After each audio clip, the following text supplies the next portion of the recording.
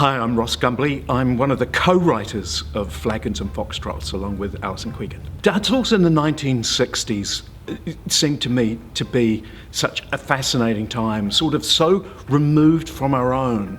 And I know that Alison and I wanted to create a sort of a yearning in our audience to go back to that time. These places were incredibly popular.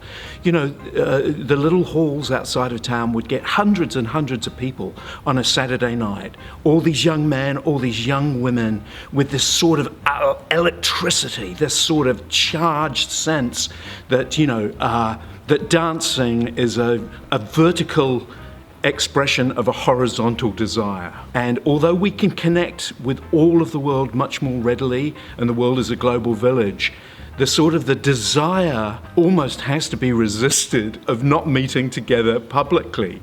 We seem to do that less and less. In the 60s, of course, there was none of those pressures. And the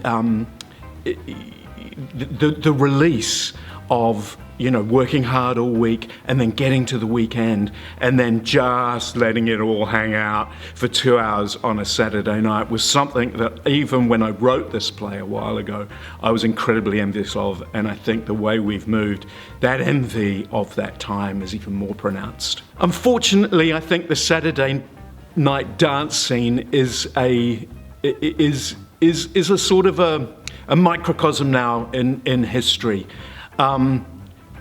What I'd love this play to do is to raise that question, is to say, should we be meeting more together? Should we be ditching? Should we be worrying less about trying to get people to subscribe to our Instagram accounts, you know, and hit that bell for a notification? Take away those pressures. Take away the pressures of likes, of just turning up where it's one-on-one, and the incredible pressures. This play is really about falling in love.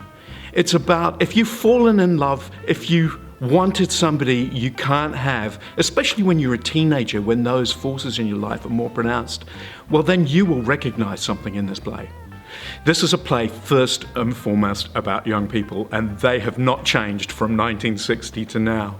Those pressures of wanting to be liked, of wanting to meet somebody, of that fear of being alone and being an outsider, all addressed in this play. And it's delivered in a way which is in a very Kiwi voice. So there's I think, a really beautiful love scene in this play, and it's beautiful because the Kiwi male is fairly inarticulate, which poses a problem for a writer of words when your characters really don't want to use them, but it creates brilliant comedy.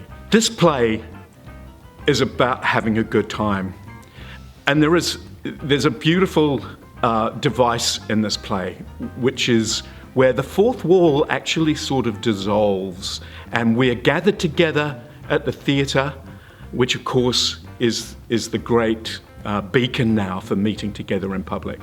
But we'll also become participants at this dance. And I think that sort of theatrical appeal will always hold sway.